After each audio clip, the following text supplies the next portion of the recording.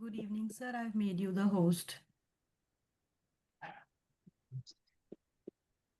No need to make me host.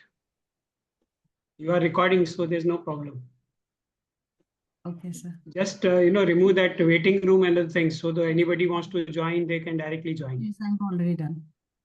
Yeah.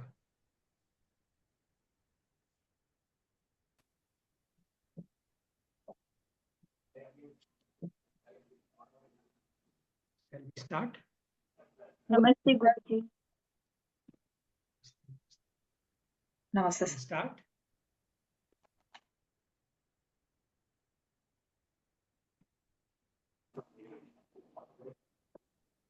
हमें अपने मन को हमेशा संतुलित रखना है। इसी में हमारा आत्म विकास समाया हुआ है। वै मे सर्वं ओम ओम आत्मनि मे त्वं ओम ओम स्मारे स्मारे ओम ओम चित्तं शामय शामय ओम प्राणी सोहम ओम ओम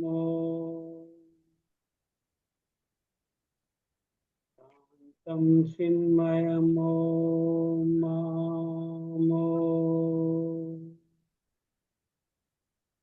तटस्थं केवलम् ओम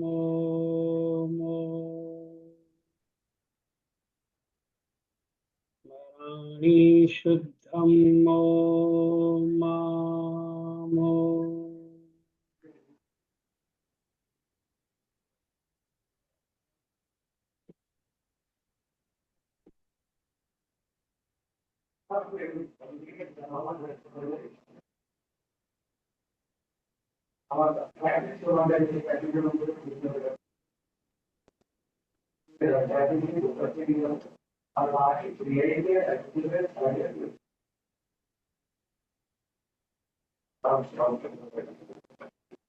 You can mute everybody so that disturbance is not there.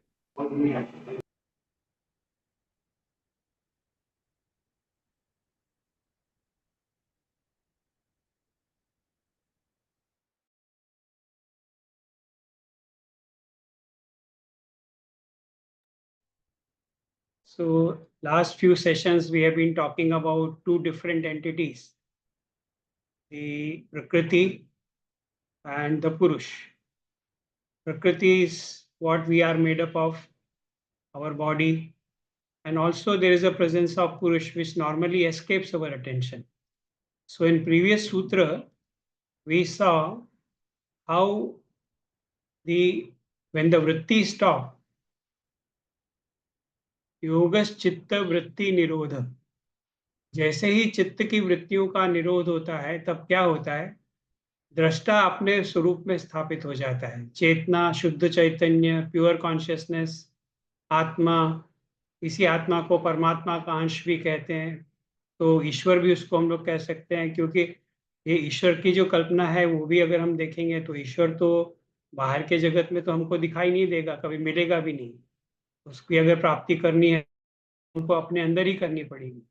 तो सूत्र ने पिछले सूत्र में क्या कहा कि तदा दृष्टु स्वरूपे अवस्थान, तब दृष्टा अपने स्वरूप में स्थापित हो जाता है। तो जब दृष्टा अपने स्वरूप में नहीं रहता है तब कहाँ रहता है, तब उसका क्या होता है, तो उसके बारे में उन्होंने आज के सूत्र में बताया है, वृत्ति सारूप्य मित्रत्व। जब दृष्टा अपने स्वरूप में नहीं रहता है तब दृष्टा वृत्तियों में दिखाई देता है, वृत्तियों में छिपा रहता है या वृत्तियों के रूप में प्रकट होता है। तो इसका मतलब क्या है कि हमारे जो ये शुद्ध चैतन्य है, ये जो आत्मा है जिसका स्वरूप शुद्ध चैतन्य है, वो कहाँ दिखाई देता है, वो वृत्तियों में दिखाई देता है। अब हम लोग रोजमर्रा के जीवन में अगर हम देखते हैं तो हम लोग विचार करते हैं, हम लोग के मन में जो जो भाव आते हैं, हमारे मन में जो जो विचार आते हैं, हमारे जो अनुभव होते हैं, जिसको हम लोग इंग्लिश में परसेप्शन कहेंगे, कॉग्निशन कहेंगे, कॉग्निटिव स्टेट्स ऑफ माइंड कहेंगे, जानने की, मन की जानने की अवस्थाएं, ये हमारी जो मन के जानने की अवस्था है उसमें एक विशेषता है कि वो चेतन प्रतीत होती है। ऐसा लगता है हम अभी जैसे अपने आप के बारे में विचार करें, अगर जैसे मैंने बताया था लास्ट टाइम 7-8 बार बोलेंगे मैं, तो मालूम पड़ेगा कि मैं का स्वरूप क्या है? चेतना है। मैं जान रहा हूँ, ये कैसे अपीयर होता है? मैं जान रहा हूँ। तो नॉर्मली तो ये मैं जान रहा हूँ ये भाव तो हमारा रहता नहीं है। हमारा भाव कैसा रहता है? तो हम कभी खाना बना रहे होते हैं तो खाने को जान रहे होते हैं, लोगों से बात कर रहे हैं तो लोगों को जान रहे होते हैं, वो दुनिया को देख रहे हैं तो दुनिया के बहुत सारे हजारों अनुभव हम करते रहते हैं, अनुभवों को जानते रहते हैं। और अनुभवों को जानने का मतलब क्या है? उसके प्रति हमारे जो जानकारी आती है, उसका जो अनुभव आता है, वो क्यों आता है? चेतना की वजह से आता है। तो ये जो चेतना है ये उसमें छिपी हुई है, वृत्तियों में छिपी हुई है।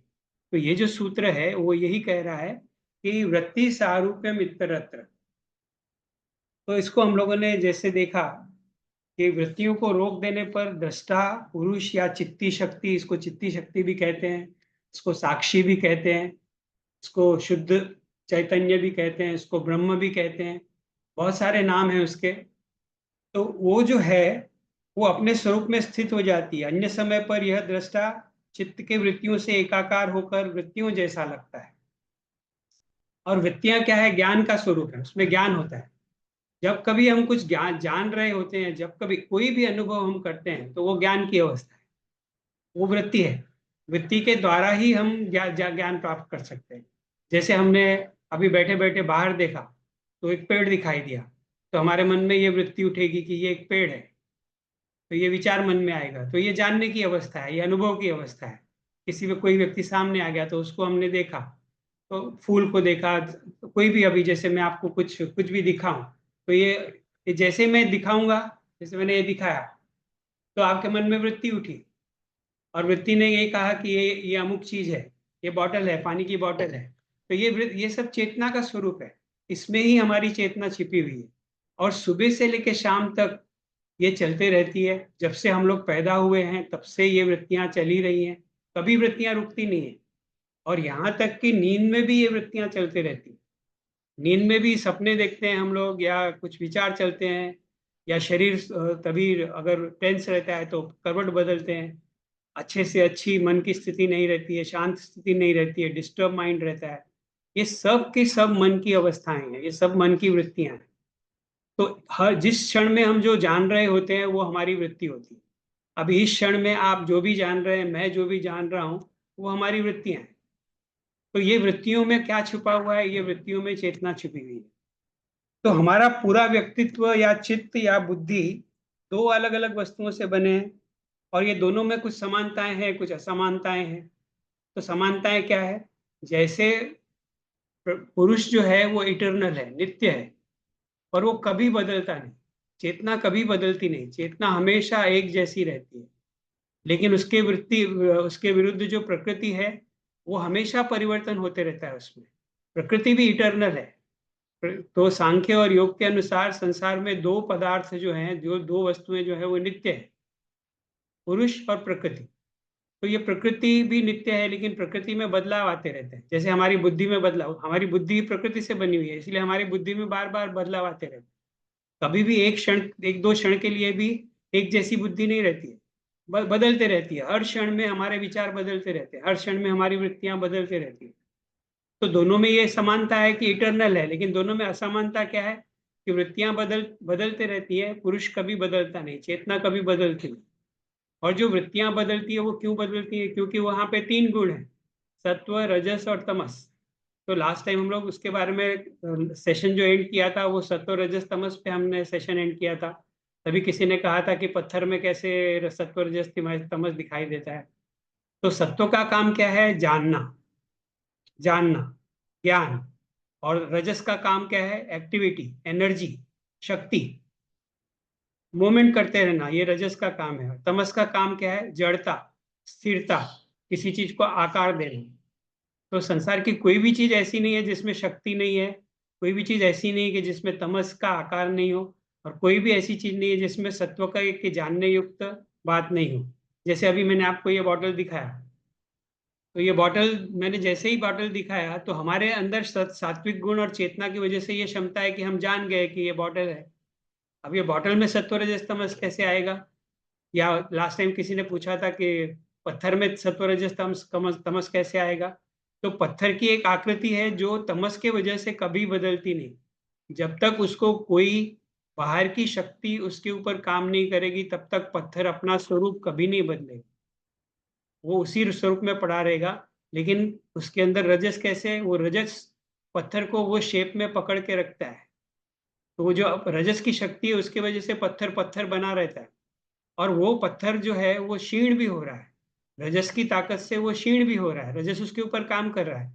पड़े पड़े पड़े पड़े पत्थर धीरे धीरे धीरे धीरे घिसना चालू हो जाएगा, धीरे धीरे उसके कण कण बिखरने लगेंगे।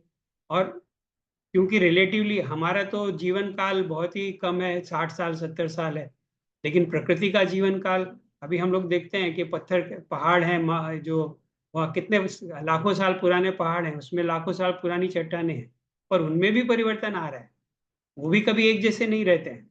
तो वहां पे रजस काम करते रहता है, और हम उसको जान सकते हैं। जब हम पत्थर को देखते हैं तो हम उसको जान सकते हैं कि ये पत्थर है। तो पत्थर में जानने की क्षमता है, जानने योग्य जो क्षमता है उसको सत्व से आती है। और हमारे अंदर भी क्षमता है, अपने इंद्रियों का इस्तेमाल करते हैं सत्व के द्वारा, पत्थर है ये निर्णय तो करते हैं। पत्थर अपने आप को कैसे जानेगा? पत्थर खुद ही अपने आप को जानेगा, पत्थर में चेतना ही नहीं है, चेतना नहीं हमारे है तो अंदर चेतना तत्व है। गुण कैसे आया उसमें? सत्वगुण चेतना से संबंध नहीं है, सत्वगुण प्रकृति का भाग है। सत्व और प्रकृति है, सत्व में चेतना नहीं है। सत्व गुण है, सत्व डेड है। सत्व में अपनी कोई क्षमता नहीं है। अब इसको थोड़ा सा और गहराई से समझेंगे, आपने अच्छा सवाल पूछा, हाँ तो सर, इसको थोड़ा सा हमारा जो चिंतन है वही हम लोग, वो चिंतन से हम लोग पत्थर को देख रहे हो ना, जो ये इसमें ये शेप है, इसमें वो हाँ है, तो उसमें हाँ, उसका गुण कहाँ है सर? तो उसमें सत्तर जानने योग्य रजतम क्षमता है ना। तो वो तो हमारा है ना सर, वो क्षमता हमारा है, हम लोग वो जानने के लिए रेडी हो। हाँ, वो अगर वो पत्थर में सत्वगुण नहीं रहता था तो पत्थर को हम जान ही नहीं सकते थे। दोनों जान, कोई ना कोई कनेक्शन, कोई ना कोई कनेक्टिविटी है, उसकी वजह से जान तो सकते हैं हमारा ना। वृत्ति जो है, वृत्ति से हम लोगों को पता है अच्छा ये जो अच्छा, पत्थर है। नहीं नहीं नहीं, इसको और थोड़ा, आपका सवाल बराबर है। अभी आपके पास, आप पत्थर को कैसे जान रहे हो? सर हमारा अनुभव से जान रहे हो सर, जो ये पत्थर है। थ्रू और नॉलेज। थ्रू थोड़ा और अच्छे नॉलेज। से बोलिए अनुभव को, थोड़ा और अच्छे से बोलिए, कैसे अनुभव कर रहे हैं? सो कैसे अनुभव कर रहे हो वो पत्थर? 5 सेंसेस से अनुभव कर रहे हाँ हैं। सर, हाँ सर। हाँ हाँ, तो इसको थोड़ा समझिए। 5 सेंसेस से अनुभव कर रहे हैं, लेकिन 5 सेंसेस में भी कौन से सेंस से अनुभव कर रहे हैं? सो जो स्पर्श है सर, नहीं, स्पर्श और आपने किया नहीं है, सामने पत्थर आईज पड़ा हुआ है, और आपने आईज। आईज है सर, आईज भी है। सिर्फ, हाँ, तो सिर्फ आंखों से आपने देख लिया कि वो पत्थर है, बराबर है।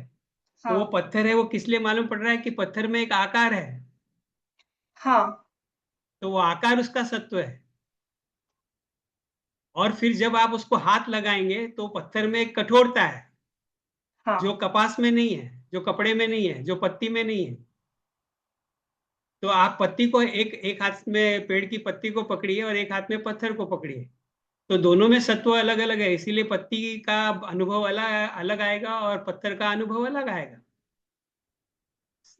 पत्थर का आकार है, जब आंखों के द्वारा जानते हैं तो आकार है, जब हाथ लगाते हैं तो उसका जो कोमल स्पर्श है या हार्ड स्पर्श है वो जान पड़ता है। आप पत्थर को जीभ से टच भी कर सकते हैं, उसके टेस्ट का भी अनुभव आ जाएगा।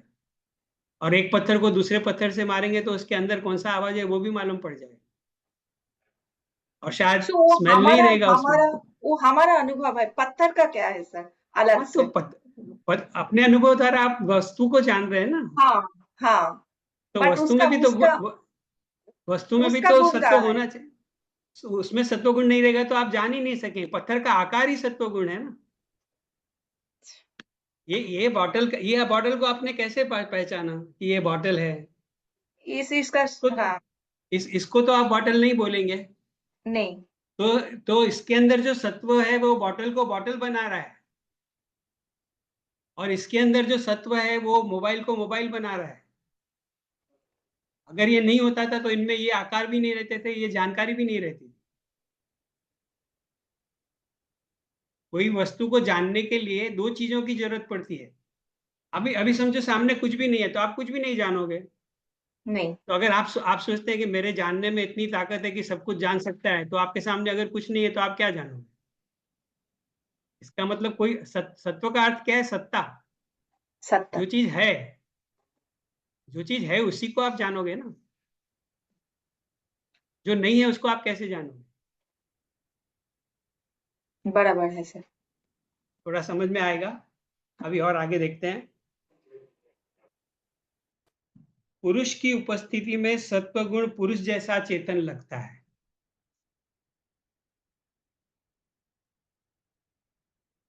पुरुष के प्रभाव से सत्व चेतन हो जाता है, ठीक वैसे ही जैसे रात में हमें चंद्रमा प्रकाशित नजर आता है। तो चंद्रमा में प्रकाश है क्या?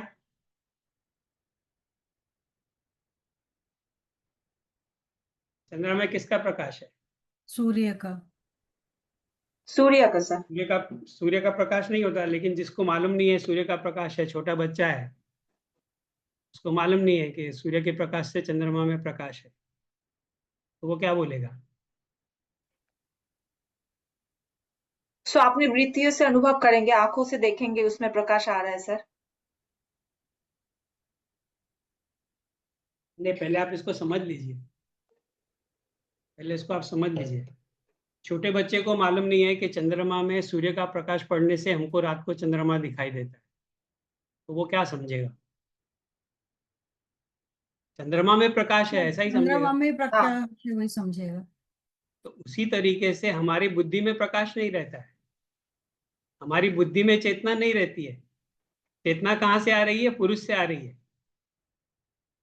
इसलिए बुद्धि में सत्व गुण होने की वजह से बुद्धि अपने आप को चेतना मान लेती है। जैसे चंद्रमा में प्रकाश दिखाई देता है, ऐसे हमारी बुद्धि में, क्योंकि बुद्धि में सत्व गुण है। सत्व गुण में काफी प्लास्टिसिटी है, बहुत जो सूक्ष्म पदार्थ है, इसीलिए पुरुष के प्रकाश में सत्व गुण पुरुष का रूप ले लेता है, इसीलिए वृत्ति जैसा दिखाई देता है। अब और एक उदाहरण से समझते हैं कि बुद्धि तो जड़ है, हमारा मन, हमारा शरीर, शरीर भी चेतना। आप हाथ हिला रहे हैं, मैं हाथ हिला रहा हूँ, मैं बात कर रहा हूँ, ये तो अगर चेतना नहीं हो तो मैं कैसे बात करूँ? अगर चेतना नहीं है तो मैं हाथ कैसे उठाऊं? समझो चेतना नहीं काम, समझो हम आदमी बेहोश हो गया तो चेतना नहीं काम कर रही है, तब तो वो हाथ नहीं हिला सकता। तो सब कुछ होते हुए भी वो हाथ नहीं हिला सकता। चेतना है, कॉन्शियसनेस है, तो ये, और जो भी दुनिया में हमारी जो भी हम इंपॉर्टेंट चीजें बोलते हैं, वो क्यों बोलते हैं? क्योंकि हमारी कॉन्शियसनेस उससे जुड़ी हुई है, हमारा आइडेंटिफिकेशन उनके साथ हुआ है। वो मेरे टीचर बोला करते थे, आप सोच के देखिएगा ये चेतना का इम्पोर्टेंस कैसा है या इसका महत्व कैसा है, इसके बारे में थोड़ा सा विचार करके देखिए कि आप चौपाटी पे गए या आप गेटवे ऑफ इंडिया पे गए और आप किनारे पे बैठे हुए हैं और आप देखते हैं कि सामने दो नावें हैं जिसमें लोग बैठे हुए हैं, आपस में टकरा रही हैं। तब आपका रिएक्शन, आपका विचार कैसा रहेगा? आप सोच के देखिए कि आप किनारे पे नहीं हैं, आप नाव के अंदर हैं। आप नाव के अंदर हैं और आपकी नाव दूसरी नाव से टकरा रही है। तब आपका अनुभव कैसा रहेगा? कैसी चेतना रहेगी उस पर? तो ये हर चीज का इम्पोर्टेंस हम जब उस चेतना के साथ जोड़ते हैं, इसीलिए उसका संबंध है।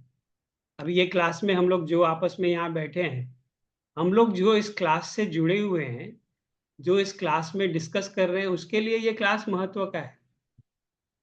जिस आदमी को ये पता ही नहीं है कि ये क्लास चल रहा है या ऐसा कोई क्लास है, उसको इस क्लास का कोई महत्व नहीं मालूम है, उसको इस क्लास से कोई संबंध ही नहीं है। तो ये क्लास का महत्व किसके लिए है? जो व्यक्ति इससे जुड़ा हुआ है, जिसमें ये चेतना है कि ये क्लास चल रहा है। तो अगर ये चेतना निकाल दो तो फिर ये क्लास का अर्थ ही क्या रह जाएगा, क्लास का मतलब क्या रह जाएगा, क्लास का इंपॉर्टेंस क्या रह जाएगा? कुछ भी नहीं। तो समझने वाली बात यह है कि हमारा बुद्धि, हमारा शरीर, हमारा मन, ये सभी 3 गुणों से बना हुआ है। और 3 गुण जो है वो अपने आप में, उनमें कोई बोध नहीं है, उनमें कोई चेतना नहीं है, उनमें कोई कॉन्शियसनेस नहीं है। It is like a dead material. Science में बोलते हैं ना, there are 2 things, living things and non living things. But science का लिविंग थिंग्स बोलेगा तो जिसमें जीवन है ऐसा बोलते हैं। लेकिन योग और सांख्य का या वेदांत का क्या मानना है कि जिसमें चेतना है, कॉन्शियसनेस है, वो जीवित पदार्थ है, बाकी सब जड़ पदार्थ है। तो प्रकृति को हम जड़ पदार्थ कहते हैं। तो हमारा शरीर किससे बना हुआ है? जड़ पदार्थ से ही बना हुआ है, क्योंकि उसमें भी सत्व रजस तमस है, उसमें तो कोई चेतना है नहीं। हमारे, मैंने अभी जैसे कहा, हाथ हिलाते हैं हम लोग, चलते हैं हम लोग, ये करते हैं, वो क्यों करते हैं? क्योंकि हमारे अंदर चेतना है। तो ये चेतना के बारे में तो हम कभी सोचते नहीं, सुबह से शाम हम अनुभव करते रहते हैं। आज ये एंजॉय किया, आज यहाँ गया, आज ऑफिस गया, आज ये काम किया, आज इतने लोगों से मिला, आज मैंने ये अचीवमेंट किया, ये सब हम सोचते रहते हैं। और दिन में कम से कम 100 बार हम लोग मैं शब्द का इस्तेमाल करते हैं। मैंने ये किया, मैंने ये किया। लेकिन मैं क्या है? मैं का स्वरूप क्या है? मैं कहाँ से बना है? मैं किस चीज से बना है? हम कभी विचार नहीं करते। इसीलिए मैंने आपको पहले दिन कहा था कि हम इस क्लास में कुछ ऐसी बातों के बारे में बात करेंगे जो आपने शायद कभी भी सुनी भी नहीं होगी, कभी सोचा भी नहीं रहेगा। इसलिए मैंने सजेशन दिया था कि keep your minds very open. अपनी इमेजिनेशन को पूरा ढीला छोड़ दीजिए, पुराने विचार, पुराने फाइल्स को छोड़ दीजिए। ये जो नई जानकारी है उसको एब्जॉर्व करने का ट्राई करेंगे। तो ये चेतना और वृत्तियों का संबंध कैसे होता है? एक तो एग्जाम्पल मैंने दिया कि चंद्रमा के प्रकाश के बारे में एग्जाम्पल दिया। दूसरा एग्जाम्पल और देता हूँ कि चुंबक, चुंबक में आकर्षण की शक्ति होती है, नेचुरली होती है। बहुत सारे आजकल तो आर्टिफिशियल बनते हैं, लेकिन हम लोग कुदरती चुंबक भी देखते हैं बहुत। तो चुंबक का गुण क्या है? वो लोहे को अपनी तरफ आकर्षित करता है। और न केवल लोहे को अपनी तरफ आकर्षित करता है, लोहे को भी वो चुंबक बना देता है। देखा है? बचपन में बहुत खेल खेले रहेंगे हम, चुंबक लेके, वो पिन्स रहती है, वो एक पे एक पिन लटकाते जाते हैं, ऐसा बहुत खेल खेला है हम लोगों ने। तो पहले वाली जो पिन है वो चुंबक बन गई, इसलिए दूसरी पिन भी उसको चिपक जाती है, फिर तीसरी पिन भी चिपक जाती है। तो फिर हम लोग देखते थे कि कितनी ज्यादा पिन हम उसमें अटका सकते हैं, एक के बाद एक। फिर जब चुंबक की शक्ति कम हो जाती थी तो पिन नीचे गिर जाती थी। तो ये पिन में तो कोई चुंबक की शक्ति नहीं है, पिन तो लोहे का बना हुआ है, लेकिन चुंबक की वजह से वो पिन भी लोहे का जो है वो चुंबक बन जाता है। ठीक उसी तरीके से जो 3 गुण है उसमें से जो सत्व गुण है वो एकदम सूक्ष्म पदार्थ है, और उसमें बहुत ज्यादा क्लैरिटी है, बहुत ज्यादा लाइटनेस है, इसीलिए वो पुरुष के प्रकाश को पकड़ लेता है। ठीक ऐसे ही जैसे लोहा चुंबक के आकर्षण को पकड़ लेता है और खुद भी चुंबक बन जाता है, उसी तरीके से हमारा जो सत्व गुण है वो पुरुष की चेतना को पकड़ के अपने आप चेतना हो जाता है। और फिर न केवल चेतना हो जाता है, वो ऐसा बोलता है कि मैं चेतन हूँ, मुझ में चेतना है। तो ये इस प्रकार से भी हम समझ सकते हैं कि वृत्तियां कैसे काम करती है। बुद्धि जो है वो अपने आप में जड़ है, सत्व गुण होने की वजह से बुद्धि में चेतना प्रतीत होती है, और हम अब बोलते हैं कि मैं कॉन्शियस हूँ।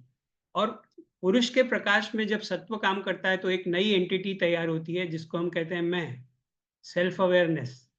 मैं जान रहा हूँ, मैं समझ रहा हूँ, मेरी शक्ति, मेरा शरीर, मेरा मन, मेरा विचार, मेरी बुद्धि, मेरा सामर्थ्य, मेरा घर, मेरा परिवार, मेरी दुनिया, मेरा जॉब, ये सब मैं में जो चेतना है, ये कहीं ना कहीं सांख्य और योग के अनुसार ये चेतना आत्मा से आती है, शुद्ध चैतन्य से आती है। और इस बात को हम लोग समझते नहीं है, पूरा जीवन हम निकाल देते हैं। कभी भी हम इस विचार में नहीं जाते कि ऐसी कोई एंटिटी है जिसकी वजह से हमारा जीवन चल रहा है। बस जैसे पैदा होते हैं हम देखते हैं हमारे अंदर क्षमताएं हैं, एंजॉय करते हैं और कभी विचार नहीं करते कि ये मैं आया कहाँ से, मेरा लाइफ क्या है, मेरे लाइफ का पर्पस क्या है, ये शरीर कैसे काम करता है। कभी हम इसके बारे में विचार नहीं करते हैं। तो और एक उदाहरण देता हूँ, इसका संबंध, जब तक हमको ये संबंध समझ में नहीं आएगा तब तक हमको बहुत कंफ्यूजन रहेगा। तो आपको एक प्रैक्टिकल एग्जांपल जो मैं देता हूँ कि पृथ्वी पे जीवन है, बराबर है? पृथ्वी पे जीवन है, पेड़ पौधे हैं, खेती होती है, पेड़ पौधों से फल मिलते हैं और पेड़ पौधों की वजह से बाकी प्राणी हैं। संसार में जितने भी जीवित प्राणी हैं वो पेड़ पौधों और पानी की वजह से पृथ्वी पे जीवित है। अगर ये नहीं रहते थे तो जीवन संभव नहीं था, इतना तो हमको समझ में आता है। लेकिन ये पेड़ पौधे कैसे जीवित रह पाते हैं, पानी कैसे काम करता है, पृथ्वी पे जीवन क्यों है? ड्यू टू सामान्य द क्वेश्चन पूछते सन्स एनर्जी। हैं। Yes, it is due to the sun. पर सन क्या जानबूझ के वहां से उतर के पृथ्वी पे आ रहा है? सन का इंटेंशन है कि जाके पृथ्वी में मैं ये आदमी को बनाऊं, वो आदमी को बनाऊं, ये पेड़ को बनाऊं, ये जानवर को बनाऊं, ये इस प्रकार का जीवन बनाऊं? ऐसा सन करता है? सन अपनी जगह पे शांति से चमक रहा है, सूर्य का प्रकाश अपनी जगह है और पृथ्वी जब घूम के आती है तो हमको लगता है अभी सूरज निकला, पृथ्वी जब घूम जाती है तो हमको लगता है रात हो गई, सूरज डूब गया। सूरज तो कभी डूबता नहीं है, सूरज तो जहां है वहीं रहता है। लेकिन पृथ्वी पे जीवन सूरज के कारण है। सोच के देखेंगे तो अगर एक हफ्ता सूरज नहीं निकले तो आधे से ज्यादा पृथ्वी का जीवन नष्ट हो जाएगा। लेकिन हम जब पृथ्वी को देखते हैं तो हमको ये कभी एहसास नहीं आता कि ये तो सब सूरज की वजह से हो रहा है। अभी आज सुबह से हमने क्या क्या एंजॉय किया, कभी सोचा है कि ये सब सूर्य के कारण है? अगर सूरज नहीं होता तो ये कुछ भी नहीं हो पाता। नहीं सोचते हैं। उसी तरीके से हमने अपने मन से जो जो कार्य किए, हमने जो जो बुद्धि से आज कार्य किए, आज हम लोगों ने कुछ अचीव किया, आज हम लोगों ने कुछ अनुभव किया। वो अनुभव के पीछे चेतना नहीं रहती तो अनुभव हो ही नहीं सकता था। पर उस चेतना के बारे में हम कभी विचार नहीं करते। ठीक उसी तरीके से जैसे भगवान के बारे में हम कभी विचार नहीं, सिर्फ जब भी हम डरे हुए रहते हैं या हमको कुछ पाना रहता है तो हम सोचते हैं कि भगवान दे देगा, तो तभी हम प्रेयर करते हैं, अदरवाइज हम नहीं सोचते। तो चेतना का ऐसा जो संबंध है, इसको समझना बहुत आवश्यक है। ये बात अगर हमको समझ में आ जाएगी तो हमको थोड़ा बहुत योग समझ में आने लगेगा। और दूसरी बात यह है कि जितना ज्यादा हम इस चेतना के प्रति जागरूक होंगे उतना ज्यादा हमारा जीवन पावरफुल होगा। अगर चेतना नहीं है, जिसको अभी इंग्लिश में थोड़ा सा बोलेंगे कि self awareness, a person who is lacking in self awareness, he is constantly in trouble and he is constantly in pain because he is functioning at the animal level. और जिसमें ये चेतना है, जिसमें ये सेल्फ अवेयरनेस है, वो पूछता है कि मुझे ये दुख हो रहा है। अभी छोटी सी बात जैसे है, मेरा पेट दुख रहा है, तो पेट क्यों दुख रहा है? कुछ गलत किया रहेगा, इसके लिए पेट दुख रहा है। ऐसे हम लोग सवाल पूछते हैं। तो ये जो चेतना का जो प्रकार है, उसके चेतना की तरफ जितना ध्यान देंगे, सेल्फ अवेयरनेस रखेंगे, तो हमको मालूम पड़ेगा कि कुछ गलती किया जिसकी वजह से पेट दुख रहा है। तो अगर हम उसको आगे वो गलती नहीं करेंगे तो वो प्रॉब्लम नहीं आएगा आगे। लेकिन जब इसके बारे में कोई जानकारी नहीं है, ऐसे बहुत गलतियां हम करते जाते हैं और जब कभी कभी इतना लेट हो जाता है, हम लोग सफर करते हैं, तभी हमको याद ध्यान में आता है ऐसा नहीं करना चाहिए था, वैसा नहीं करना चाहिए था, ये गलती किया, अब कुछ नहीं कर सकते, there is no going back, there is no turning back, अभी सफरिंग। तो ये जो चेतना है, जितना हम इस चेतना के प्रति जागरूक होते जाएंगे उतना हमको मालूम पड़ेगा कि हाउ एवरीथिंग इज अफेक्टिंग अस। ये जो बाहर का जो सत्व है, बाहर के जो गुण है, आपको देखो, अभी जो ये शिवांती देवनाथ जी पूछ रहे थे कि पत्थर में कैसे सत्व है। अभी पत्थर में कैसे सत्व है ये अगर देखना है तो आप एक काम करो कि अलग अलग पदार्थों को देखो। आप फूल को देखो और फिर भगवान की मूर्ति को देखो और फिर पत्थर को देखो और फिर पेड़ को देखो। अगर इनमें सत्व नहीं रहता था तो अलग अलग भाव आते थे क्या? क्या आपको फूल देख के वही भाव आता है जो पत्थर को देख के आता है? अगर आप फूल को देखते हैं तो अलग भाव आता है, अगर आप पत्थर को देखते हैं तो अलग भाव आता है, बादल को देखते हैं, आकाश को देखते हैं, अलग भाव आता है, पानी को देखते हैं, अलग भाव आता है। तो ये क्या भाव आप अपने मन से डाल रहे हैं क्योंकि आपके मन में सत्व है इसीलिए आप अपने मन से इन सभी में भाव डाल रहे हैं, या ये भाव प्रकट हो रहे हैं इन चीजों की विभिन्नता के कारण? फूल हमको अलग ढंग से प्रभावित करता है। फूल को देखने का परिणाम हमारे मन में अलग ढंग से होता है क्योंकि फूल का सत्व पत्थर के सत्व से अलग है। I got it, sir. या Now I got it, sir. हाँ, द कलर से लाल कलर का अपना इफेक्ट है। लाल कलर हमारे मन को उत्तेजित कर देता है क्योंकि मन में सत्व है और लाल कलर में सत्व है तो उत्तेजित कर देता है। लेकिन ब्लू कलर का सत्व अलग है, तो ब्लू कलर देखते ही मन में शांति आने लगती है, उत्तेजना कम हो जाती है। सर हम ऐसे बोल सकते हैं जितना भी नेचुरल चीजें हैं उसको देख के, जैसे हम पहाड़ों में गए, हम हमारे मन में एक कामनेस आता है, या समुंदर के पास गए लहरों से हमें एक कामनेस फील होता है, या फूल बगीचे जाते हैं तो एक कामनेस होता है, तो उनमें हम बोल सकते हैं कि उनमें सत्वता है, इसीलिए हमें वो हम देख के ही हमारा माइंड काम हो रहा है। हाँ, इसीलिए क्योंकि उनमें सत्व गुण है और अलग अलग मात्रा में है। कोई कोई चीज देख के हमको बिल्कुल अच्छा नहीं लगता तो उसमें तमस ज्यादा है, या बहुत आप जब भी ये रहता है। अभी आप देखिए गणपति का देवी का सीजन चालू है, बीच में गणपति गया। आप जब भी पंडाल में जाते हैं तो बहुत ज्यादा उन्होंने डिस्को लाइट लगाई रहती है, एकदम तीव्र गति से वो लाइट चलती रहती है और बहुत ज्यादा लाउड म्यूजिक लगा रहता है। तो आपका मन कैसे प्रभावित होता है?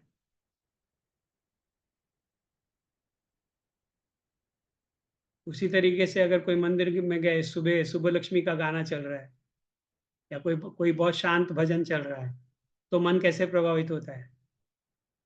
तो भजन का अपना सत्व है, लाउड म्यूजिक का अपना सत्व है, वो डिस्को लाइट का अपना सत्व है और दिए की रोशनी का अपना सत्व है। अलग अलग प्रोपोर्शन में सत्व रजस तमस सभी वस्तुओं में है और वो हमारे मन को प्रभावित करते रहते हैं और हम इसी खेल में उलझे रहते हैं। वृत्तियों के द्वारा हम इनको जानते रहते हैं, इसमें उलझे रहते हैं। तो योग में ये माना गया है कि व्यक्ति को अपने आप को जानना चाहिए। अपने आप को जानने का अर्थ क्या है? अपने सत्व को पहचानना चाहिए, सत्व के द्वारा, और सत्व के द्वारा ही हम अपने आप को जान सकते हैं क्योंकि बुद्धि में सत्व है। ये सत्व से हमको ये गुण आता है, जानने की क्षमता आती है। सत्व के गुण से हम चेतना को जान सकते हैं। इसीलिए भगवत गीता में भी कहा गया है कि ये जो गुण है, ये गुणों के खेलों से आगे निकल जाओ। कृष्ण अर्जुन को बोलते हैं संसार में सभी चीज गुणों की बनी हुई है, तुम इन गुणों से भी आगे जाओ, नहीं तो गुणों में उलझे रहोगे। और उसको आगे कैसे जाएंगे? उसके लिए सात्विक बुद्धि बनानी पड़ेगी। हम लोगों की बुद्धि कैसी है? सात्विक नहीं है, एजिटेटेड है। उसमें कभी रजस आता है, कभी तमस आता है। मैंने एग्जांपल दिया था, सुबह उठते तो कैसे रहते हैं, दोपहर को कैसे रहते हैं, शाम को कैसे रहते हैं, थक जाते हैं तो कैसे रहते हैं। अगर हमने रात भर सोए नहीं है तो हमारे नेक्स्ट डे कितना भी इंटरेस्टिंग चीज हो, आप रात को सोए नहीं है, थके हुए हैं, दूसरे दिन आपको कितना भी इंटरेस्टिंग चीजें आपके सामने रखी जाए, आपको उसमें रस ही नहीं आएगा क्योंकि शक्ति नहीं है, क्योंकि सत्व नहीं है। आप बोलेंगे मुझे नींद आ रही है, बस तमस, अभी इस वक्त तमस आ रहा है, बस मुझे सोना है और कुछ नहीं करना। तो हमारा शरीर, हमारा मन, हर चीज परिवर्तनशील है, बदलते रहती है। शरीर की स्थिति भी 5-5 मिनट, 10-10 मिनट में बदलती रहती है। आप किसी के साथ आर्ग्यू करो, आप किसी के साथ शांति से बात करो, आप गार्डन में जाके शांति से बैठो, पेड़ पौधों को देखो, हर परिस्थिति में मन बदलते जाता है। तो ये वृत्तियों में ही चेतना छिपी हुई है। तो ये वृत्तियों को ढूंढेंगे कैसे? वृत्तियों में से चेतना को ढूंढेंगे कैसे? तो जितना हम लोग जागरूक रहेंगे, जितना इस बारे में सोचेंगे, जितना, तो मैंने आपको बताया था कि आसन, योग की प्रक्रियाएं कैसे काम करती हैं? योग की प्रक्रियाएं कैसे काम करती हैं? आसन करते हैं तो क्या होता है? हमारी चेतना का विकास होता है। जो हम नोटिस नहीं कर पा रहे थे, वो आसन करने के बाद में मन इतना शांत हो जाता है कि हम नोटिस करने लगते हैं। शरीर में होने वाले बदलाव को नोटिस करते हैं, बाहर होने वाली चीज़ों को ऑब्जर्व कर पाते हैं, सामने वाले से बात कर रहे हैं तो उसको हम ज़्यादा समझ पाते हैं। अगर हमारा मन एजिटेटेड है, अशांत है, कोई विचार चल रहे हैं और हमारे साथ कोई बात कर रहा है, तो वो क्या बोल रहा है हम समझ ही नहीं पाएँगे, क्योंकि माइंड इज़ टू एजिटेटेड। तो मन को शांत करेंगे, मन में सत्व को बढ़ाएँगे, तब हम समझ पाएँगे कि सामने वाला क्या बोल रहा है। तो किसी चीज़ को सही ढंग से समझने के लिए भी मन को एकाग्र करना ज़रूरी है। किसी चीज़ को सही ढंग से समझने के लिए, जानने के लिए सत्व गुण को बनाना बढ़ाना ज़रूरी है, क्योंकि जब सत्व रहता है तब हम जानते ज़्यादा हैं और रजस आता है तो एजिटेट हो जाता है, चंचलता आ जाती है, तमस आता है तो एकदम डल हो जाते हैं। ये प्रोसेस चलते रहता है। तो इस बात को थोड़ा-सा ध्यान में रखना है। अभी चेतना के बारे में बहुत सारे एग्ज़ाम्पल दे सकते हैं, पर मैंने जो आपको पृथ्वी का और सूर्य का एग्ज़ाम्पल दिया, चुंबक का और लोहे का एग्ज़ाम्पल दिया, उसके बाद में सूर्य का और चंद्रमा का एग्ज़ाम्पल दिया। तो ऐसे समझना चाहिए कि अगर चंद्रमा की जगह हमारी बुद्धि है और सूर्य की जगह हमारा चेतना है, तो इनका जो रिलेशनशिप है वही रिलेशन चेतना का और हमारी बुद्धि का है। चेतना को जानना है मतलब सूर्य को जानना है, और सूर्य को कौन जान सकता है? जो सही समय पे उठेगा, खिड़की खोलेगा, दरवाज़ा खोलेगा, वो सूर्य को जान सकता है। जो सोया हुआ है, रूम के पर्दे लगे हुए हैं, तो सूरज उगता है तो भी वो सूरज को नहीं जान सकता है। सूरज को जानने के लिए उसको बाहर निकलना पड़ेगा। उसी तरीके से अगर चेतना के बारे में, अपनी चेतना के बारे में जानना है, 2 तरीके हैं। एक तरीका ये है, आप में से कुछ लोग बोल सकते हैं, क्या ज़रूरत है? अच्छा लाइफ़ चल रहा है, क्यों आप प्रॉब्लम क्रिएट कर रहे हो हमारे लिए?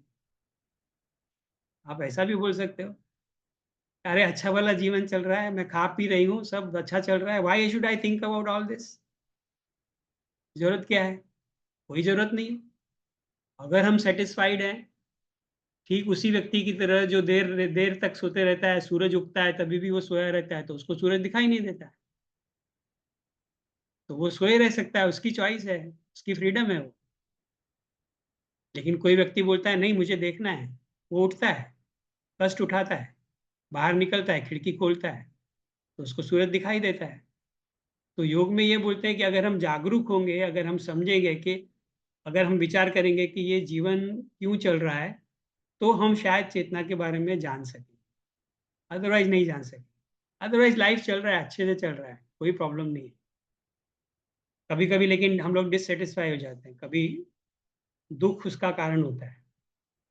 हमारे जीवन में बहुत दुःख आते हैं, कष्ट आते हैं, कोई बीमारी आती है, शरीर का कष्ट होता है, मानसिक कष्ट होता है, या कोई हमारा near and dear one, we lose them, then we ask ये लाइफ़ का पर्पस क्या है? क्यों हम जी रहे हैं? कहाँ से आया है? ये आदमी जो गया ये कहाँ गया? क्या हो रहा है? तभी हम विचार करते हैं, और तभी हम विचार करते हैं, तभी हमको ऐसी चीज़ों के बारे में फिर हमको ध्यान में आता है कि ये चीज़ें जानना ज़रूरी है। जिसको नहीं जानना है उसको फ्रीडम है। संसार में तो इतने सारे करोड़ों लोग हैं, अभी देखो वर्ल्ड की पॉपुलेशन कितनी है, सभी तो चेतना के बारे में बात नहीं करते, सभी ईश्वर के बारे में बात नहीं करते, सभी आत्मा के बारे में बात नहीं करते। पर जिसको वो जागरूकता आती है, वो उसके बारे में सोचता है, उसके बारे में बात करता है। पर एक बात निश्चित है कि जितना हम इसके बारे में विचार करेंगे, सोचेंगे, उतना हमारी उन्नति होगी, उतनी हमारी शारीरिक उन्नति होगी, उतनी हमारी मानसिक उन्नति होगी, मानसिक क्षमताएं बढ़ेंगी, उतनी हमारी भावनात्मक उन्नति। जो आदमी सेल्फ अवेयर है उसको मालूम पड़ता है कि मैं गुस्से की वजह से कितनी बड़ी कीमत चुका रहा हूँ, या किसी के प्रति जो मेरी ईर्ष्या है, जेलसी है, उसकी वजह से मैं कितना दुखी हो रहा हूँ। कोई बोलता नहीं है कि आप ऐसा मत सोचो, लेकिन हमारा अनुभव हमको बोलता है ना, when we suffer Our experience tells us why we are suffering. When we have negative emotions, we suffer. When do wrong things, we suffer. And suffering tells us that we are doing wrong things. तो फिर उसको correct कैसे करना? जब ये हम सोचते हैं कि इसको करेक्ट करना कैसे, तो हमारी जर्नी सही दिशा में चाहती है। तो ये जो चेतना है, ये हमारे विचारों में ही छुपी हुई है। इसके लिए बहुत इंपॉर्टेंट है कि अगर हम चेतना को पाना चाहते हैं, अपने विचारों को समझना पड़ेगा। हम क्यों ऐसे सोचते हैं, हम क्यों ऐसे करते हैं, हम क्यों ऐसे फील करते हैं, हमें क्यों ऐसे अनुभव आते हैं। ये जब हम विचार करेंगे तभी हम चेतना को समझ पाएंगे। तो थियोरेटिकली तो बहुत लंबा चौड़ा ये हो गया। तो ये जो बोल रहे हैं कि साधु संत क्या बोलते हैं, कबीर का एक भजन है। कबीर बोलते हैं, मोह को कहाँ ढूंढे रे बंदे, मैं तो तेरे पास रे। हम लोग जो सुख और शांति है, या ईश्वर और उसकी जो चेतना है, हम लोग संसार में ढूंढते रहते हैं। हमको लगता है कि संसार से हमको सुख मिलेगा, चीज़ों को एंजॉय करते रहेंगे तो सुख मिलेगा, नई नई चीज़ों को जानेंगे, नए नए अनुभव लेंगे तो हमको सुख मिलेगा। लेकिन वो तो धीरे धीरे जानते जानते हमारी क्षमताएं कम हो जाती हैं, एज हो जाती है, शरीर वीक हो जाता है, फिर जानने की प्रक्रिया धीमी हो जाती है। तो जानने की इच्छा होते हुए भी जान नहीं पाते और असंतुष्ट रहते हैं। एक समय ऐसा आता है कि अभी बहुत इच्छाएं शेष है और शरीर इतना वीक हो गया कि कुछ भी नहीं कर सकता। ऐसी भी परिस्थिति आ जाती है। तो ये ये वास्तविकता को जानने के लिए क्या करना पड़ेगा? अपने विचारों को जानना पड़ेगा। तो बाहर बाहर के जग में वो नहीं मिलेगा। इसका मतलब क्या है? हमको अपने अंदर जाना पड़ेगा। योगासन क्या करता है? ध्यान क्या करता है? जब आप ध्यान करते हैं, मेडिटेशन करते हैं, तो उसका इफेक्ट क्या होता है? हम अपने बारे में ज़्यादा जानते हैं, अपने शरीर के बारे में ज़्यादा जानते हैं। इसीलिए योग की सभी प्रक्रियाएं अपने आप को जानने का माध्यम है, अपने आप को जानने की टेक्निक्स है। अब ये अलग बात है, हम केवल स्वास्थ्य के लिए आसन करते हैं, फिट रहने के लिए आसन करते हैं, डाइजेशन ठीक करने के लिए आसन करते हैं, फिगर बनाने के लिए आसन करते हैं, पर आसन उसके लिए बने हुए नहीं है। ओरिजिनली आसन इसीलिए बने हुए हैं ताकि हम अपने शरीर को अच्छे से समझें और शरीर के पीछे जो रियल चेतना है उसको समझें। तो बाकी दुनिया का तो हमको बहुत अनुभव रहता है। कितने लोग रहते हैं, दे आर एक्सपर्ट्स, ज्ञानी रहते हैं, इतने एक्सपर्ट रहते हैं कि उनको सब पता रहता है, लेकिन उनको अपने बारे में पूछो तो कुछ भी नहीं मालूम रहता है।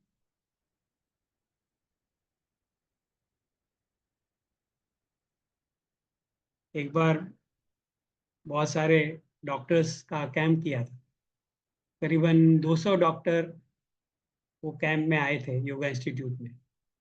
उनके लिए विशेष प्रोग्राम रखा था 2 दिन का। सब मुंबई के लीडिंग डॉक्टर्स उसमें आए थे। तो मुझे भी कहा गया, मेरे गुरुजी थे, मेरे टीचर थे, उन्होंने कहा एक सेशन आप इनके साथ ले लो। तो मुझे उनको क्रियाएं सिखानी थी। आप लोगों ने क्रियाएं सीखी होगी, जलनेति, सूत्रनेति, कपालभाति, कर्णधवति, कर्णरंध्र धवति, कपालरंध्र धवति, वमन धवति, ये सब क्रियाएं हैं, षटकर्म जिनको कहते हैं। तो इनको आप षटकर्म सिखाओ, बोला। तो मैं थोड़ा सा घबरा गया। मैंने कहा, मेरे टीचर से कहा कि अरे वो तो इतने बड़े डॉक्टर्स हैं, उनको शरीर की रचना के बारे में सब मालूम है, उनको फिजियोलॉजी एनाटॉमी के बारे में सब मालूम है, मैं उनको क्या कैसे सिखाऊंगा? तो उन्होंने पता है क्या कहा? उन्होंने कहा वो डॉक्टर हैं, उनको मेडिकल नॉलेज है, लेकिन जो ह्यूमन प्रॉब्लम्स रहते हैं वो सभी के समान रहते हैं, वो डॉक्टरों के पास भी रहते हैं। डॉक्टर लोगों को भी इमोशनल इश्यूज होते हैं, डॉक्टर लोगों को भी रिलेशनशिप इशू रहते हैं, डॉक्टर लोगों को भी स्ट्रेस होता है, डॉक्टर लोगों को भी गुस्सा आता है, डॉक्टर लोगों में भी एम्बिशंस रहती हैं, उनमें भी द्वेष रहता है। तो फिर वो सामान्य आदमी में और डॉक्टर में फर्क क्या हुआ? यही फर्क है कि केवल उनको डॉक्टरी का ज्ञान ज्यादा है। लेकिन ह्यूमन लेवल पे तो सभी एक जैसे हो जाते हैं। तो बोला उनको वही चीज सिखानी है जो उनको मन को शांति दे, जो उनको इस बात का एहसास कराए कि उनको कैसे स्ट्रेस होता है, क्योंकि उनको भी स्ट्रेस होता है। अभी एग्जाम्पल देने की जरूरत नहीं है कितने कार्डियोलॉजिस्ट का क्या क्या हुआ है, तो ये बात को हमको समझना है। तो जितना हम इसको जानेंगे, और जानने का माध्यम क्या है, शरीर के प्रति जागरूक। तो ये जो अभंग में बोल रहा था, भजन में बोल रहा था, मोको कहाँ ढूंढे रे बंदे मैं तो तेरे पास में, ना तीर्थ में ना मूरत में न एकांतवास में, ना मंदिर में ना मस्जिद में ना काशी कैलाश में, ना मैं जप में ना मैं तप में ना मैं व्रत उपवास में, न मैं क्रिया कर्म में रहता न ही योग संन्यास में, खोजी होए तो तुरंत मिली है पल भर की तलाश। तो जिसको खोजना है, जिसको जानना है, वो खोजेगा तो तुरंत उसको मिल जाएगा। तो अपने विचारों में ही हमको ये मिलेगा। अपने अपना आप का अध्ययन, जिसको स्वाध्याय कहते हैं, अपने आप को जानना। तो पूरे दिन में कुछ समय हम ऐसा करें कि जिसमें हम अपने मन के बारे में सोचें, क्यों हम कुछ करते हैं, उसके मोटिवेशंस क्या है, इसके बारे में। और शरीर के साथ चालू होता है। हठ योग की प्रक्रिया कैसे है, शरीर के साथ चालू होती है। तो आप लोगों ने शायद गुरु गोरक्षनाथ का नाम सुना रहेगा। गोरक्षनाथ का तो बहुत ही मतलब फेमस ये है। तो आज जो हम लोग योग कर रहे हैं, हठ योग, जो आज हम सीख रहे हैं, पूरे दुनिया में जो योग का प्रचार प्रसार हुआ है, ये हठ योग जो है, इसका जो मूल जनक था वो गोरक्षनाथ। वो हठ योगी थे, वो नाथ योगी थे। पूरे नाथ योग की परंपरा गोरक्षनाथ जी ने चालू की थी। तो गोरक्षनाथ का श्लोक आता है, बहुत ही इंपॉर्टेंट श्लोक है ये। इसका बहुत ही प्रैक्टिकल इम्प्लीकेशन है, हमको समझना है। तो वो श्लोक क्या बोलता है, षटचक्रम षोडशाधारम द्विलक्ष व्योम पंचकम स्वदेहे येन जानन्ति कथम सिद्ध्यन्ति योगी, एकस्तंभम नवद्वारम ग्रह पंचाभिदैवतम स्वदेहे येन जानन्ति कथम सिद्ध्यन्ति योगी। तो आदमी बड़ी बड़ी बातें करता है, मुझे ये करना है, मुझे वो करना है, मुझे यहाँ ये मिल बनानी है, मुझे यहाँ फैक्ट्री लगानी है, मुझे इतना पैसा कमाना है, मुझे वहाँ घर बनाना है। ये सब तो ठीक है, लेकिन गोरक्षनाथ बोलते हैं कि आपको जो कुछ भी अचीवमेंट करना है, आपको योग के बारे में भी जानना है, लेकिन आप अपनी देह के बारे में ही कुछ नहीं जानते, तो आप क्या क्या जान पाओगे। Do you think how your body works, do you think how your body is functioning, अपने नर्वस सिस्टम के बारे में, अपने विचारों के बारे में, अपने मन के बारे में, कैसे मन उत्तेजित होता है तो शरीर उत्तेजित होता है, इसके बारे में क्या कनेक्शन, हमको कुछ जानकारी है। तो बोलता है शरीर से शुरुआत करनी है। तो योग की प्रक्रिया शरीर, तो सेल्फ अवेयरनेस। तो ये चेतना को जानने की प्रक्रिया। Now we will talk about something very practical. अगर ये थियोरिटिकल बात हो जाएगी, अगर केवल इसको हम लोग बौद्धिक स्तर पे समझेंगे और इसका अनुभव में नहीं लाएंगे तो ये बौद्धिक बात हो जाएगी। तो अनुभव में कैसे लाने का, सीधी सी बात है। हम इतनी बड़ी बात कर रहे हैं, पुरुष चेतना, बुद्धि, सत्व, रजस, तमस, इन सब की बात कर रहे हैं। तो हमें उसको अनुभव करना चाहिए। तो कैसे अनुभव करेंगे, चेतना का अनुभव कैसे करेंगे। तो छोटी छोटी एक्सरसाइजेज, एक तो मैंने आपको बताया पहले जो सिखाया, 10 मिनट तक सब कुछ छोड़ के केवल सांस पे ध्यान केंद्रित करना। ये नियमित रूप से करना है। ये करते रहेंगे तो मालूम पड़ेगा, हम जो भी डिस्कस कर रहे हैं ना, उसका इंपॉर्टेंस आपको कुछ दिनों में मालूम पड़ेगा, अगर आप नियमित रूप से उसको करते रहो। और एक प्रैक्टिकल एक्सरसाइज हम लोग कर सकते हैं कि दिन भर में कुछ समय के लिए जो भी गतिविधियां हम शरीर के साथ कर रहे हैं उसके बारे में जागरूकता रखना। ऑटोमेटिकली कुछ नहीं करना। तो कभी कभी कोई काम में हम लोग बहुत माहिर हो जाते हैं, तो माहिर हो जाने के बाद में हम लोग उसको ऑटोमेटिक लेवल पे ले जाते हैं। जैसे अभी आप लेडीज ज़्यादा हैं तो मैं लेडीज़ का एग्जांपल देता हूँ। आप किचन में खाना बनाते हैं, आपको खाना बनाने की आदत है, तो एक्सपर्ट है, ज़्यादा सोचते नहीं है, बस नमक निकाला डाला, हल्दी निकाला डाला, फोड़नी दिया, जो भी है किया। लेकिन वो प्रैक्टिस कर करके एक आदत बन गई है। अब ऐसा नहीं करना है। अब कुछ एक्टिविटी आप दिन में सिलेक्ट कीजिए जिसमें पूरी जागरूकता से ये बोलना है कि अब मैंने नमक की डब्बी उठाई है, अब मैं नमक ले रही हूँ, अब मैं नमक सब्जी में डाल रही हूँ, या मैंने हाथ उठाया है, मैं आगे जा रही हूँ, मैं पीछे जा रही हूँ। शरीर की कोई ना कोई एक्टिविटी के प्रति टोटल जागरूकता रखना, 10-15 मिनट तक दिन इसका अभ्यास करने। चल रहे हैं तो सोच के देखिए, चलते हैं तो क्या करते हैं। शरीर तो चल रहा है लेकिन मन तो, शरीर चल रहा है, मन दौड़ रहा है। शरीर 10 किलोमीटर के स्पीड में चल रहा है, मन 100 किलोमीटर के स्पीड पे चल रहा है। शरीर और मन में कोई तालमेल नहीं है। तो ये कर सकते हैं कि जब कदम उठा रहे हैं तो हम जागरूक रहें कि अब मैं स्टेप ले रहा हूँ, आगे जा रहा हूँ। पूरी तरह से फिजिकल एक्टिविटी में जागरूकता से ध्यान देने, यही चेतना है।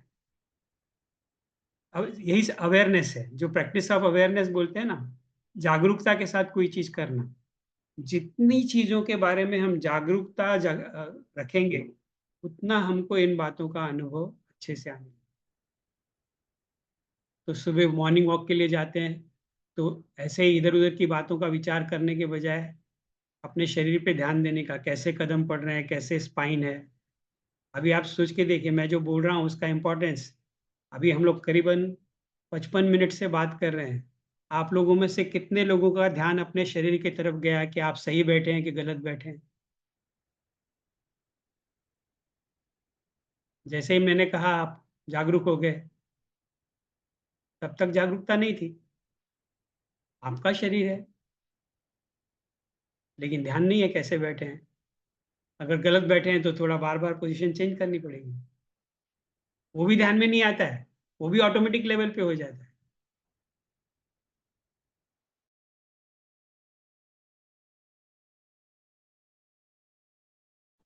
Can't hear you, sir. Sir mute हो गए सर।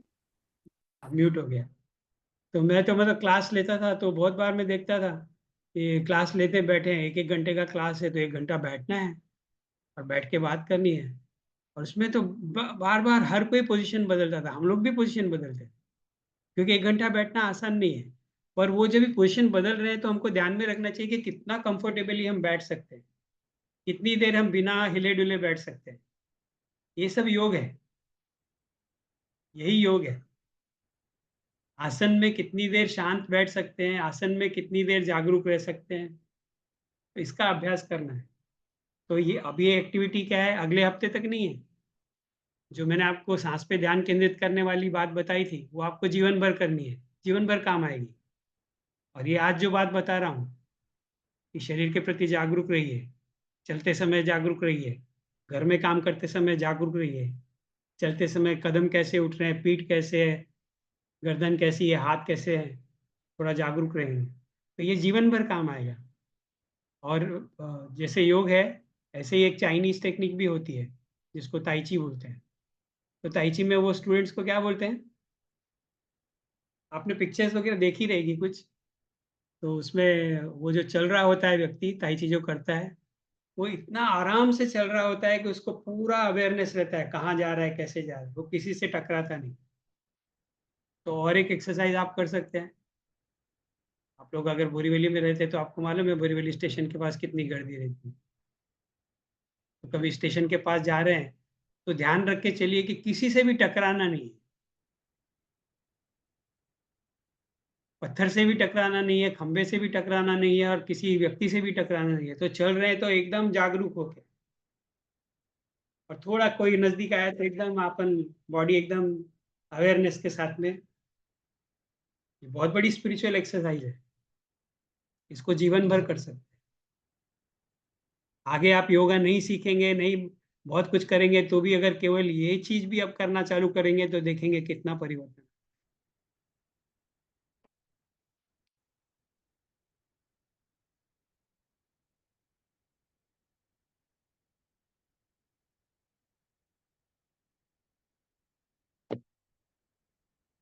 अभी बीच में कुछ ऐसे सवाल जवाब हो गए, मुझे लगता है अगर हम थोड़ा रुकते थे पूरा सेशन खत्म होने तक तो फिर वो सवाल अपने आप उनका उत्तर मिल जाता।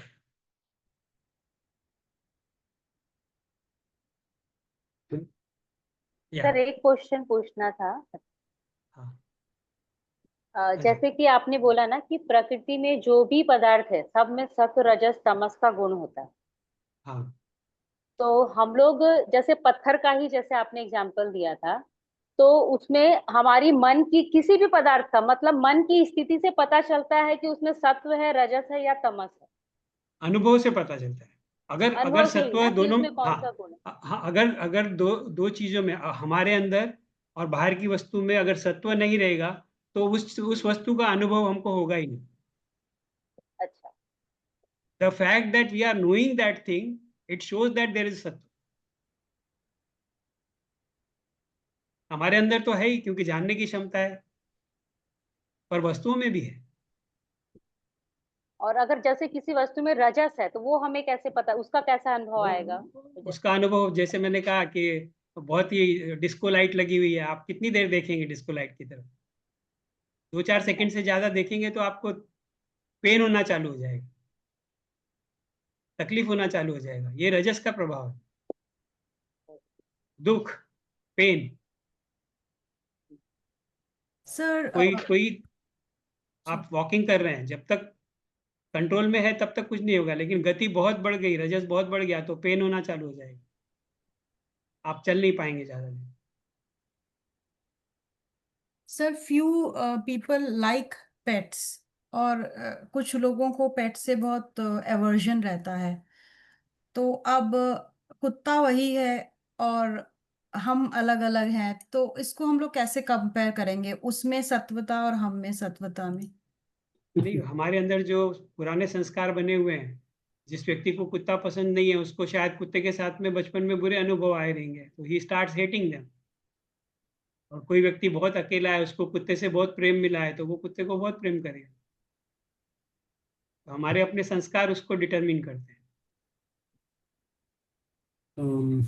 सर या ये आशीष युवर। सर ये when you when we focus on the breath, या is the breath also considered as a vritti? Can we think of breath. when we are doing this exercise for 10 minutes, and earlier you said that you आप एक thought पकड़ो, एक वृत्ति पकड़ो, and then you are focusing on the breath. हाँ, Can we consider breath to be the vritti in that case, or it's no, breath is the object. Breath is the object, but the process in the mind that I am inhaling now, हाँ, I have inhaled, inhalation is complete. that is the I am vritti. exhaling now, that is the vritti. Yeah. So what you are thinking in the mind, that is the vritti. So object could be any. We selected breathing. It could be any object. You can focus on a flower. You can focus on any spot. You can focus on some idea, some thought, some feeling also, or even some body part. Right. So anywhere mind can focus, but mind will be focusing through vritti. अब यहाँ पे हो क्या रहा है कि अगर हम ध्यान नहीं देते हैं तो दूसरे दूसरे विचार चलते रहते हैं, लेकिन जब हम ध्यान पूर्वक कर रहे हैं तो हर क्षण हमको ये अवेयरनेस रहती है कि अब मैं सांस ले रहा हूँ, अब मैं सांस छोड़ रहा हूँ, अब मैं सांस ले रहा हूँ, अब मैं सांस छोड़ रहा हूँ। तो वही वृत्ति चलते रहती, तो हम उस एक वृत्ति को पकड़ के बाकी विचार मन में नहीं आने देते। So sir, any going back to your आपने जो पहले कहा था कि एक वृत्ति को पकड़ो ideally and sit as long as possible, 10 minutes, 20 minutes, whatever. Yeah. आप any one or two examples you can give of ideal vritti to focus on while doing this exercise? See, I suggested breath because breath is the most universal kind of object adopted by many saints and sages and yogis. तो गौतम बुद्ध का भी वही तरीका है, हमारे संतों का भी वही तरीका है, हमारे ऋषि मुनियों का भी वही तरीका है, क्योंकि सांस ऐसी चीज है जो हमेशा साथ में रहती है। और कोई ऑब्जेक्ट हम सिलेक्ट करेंगे वो रहे नहीं रहे। अब कोई चंद्रमा पे करना है तो चंद्रमा में रात को ही कर सकते हैं, क्योंकि चंद्रमा दिन में नहीं रहेगा। या फूल पे करना है तो गार्डन में जाना पड़ेगा, फूल की तरफ ध्यान देना पड़ेगा। लेकिन सांस तो ऐसी है जो हम पैदा हुए हैं, जब तक रहेंगे तब तक चलेगी।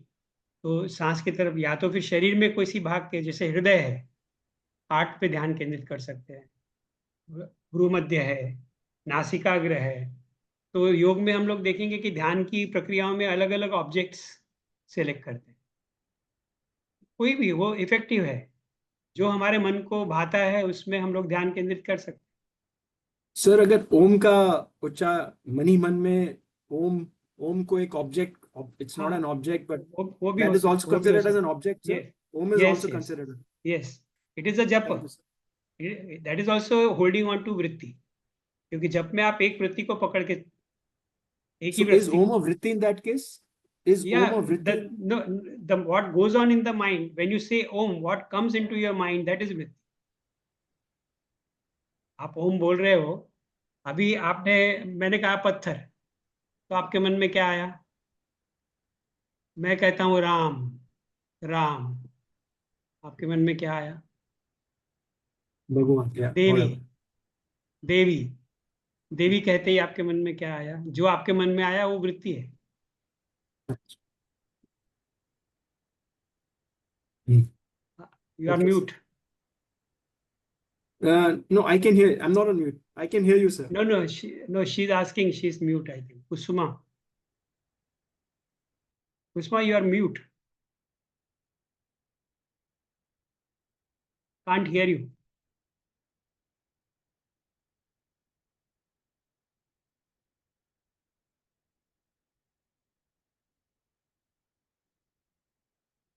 Can't hear.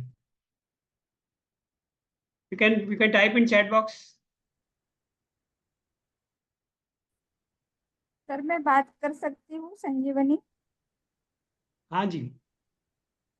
सर आपने गौतम बुद्ध के बारे में अभी जिक्र किया, तो मैंने हाँ गौतम बुद्ध की जो गोयंका गुरु जी की विपश्यना है वो करती हूँ मैं।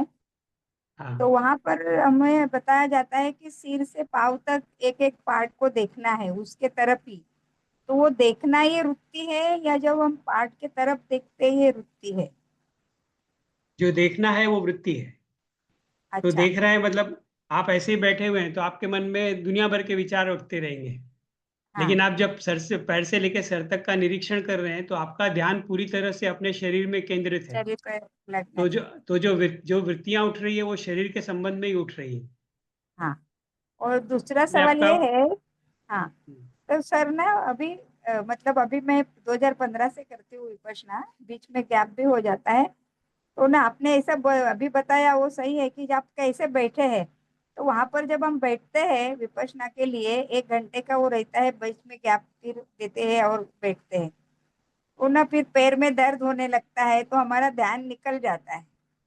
तो ये सही है या गलत है, और उसके ऊपर क्या कर सकते हैं, कुछ है क्या नहीं, आपकी वो तो सजेशन? स्वाभाविक है, वो तो स्वाभाविक है। शरीर कितना स्ट्रांग है, शरीर को ट्रेन कैसे किया है, उस पर आधारित है कि आप कितना देर बैठ पाएंगे।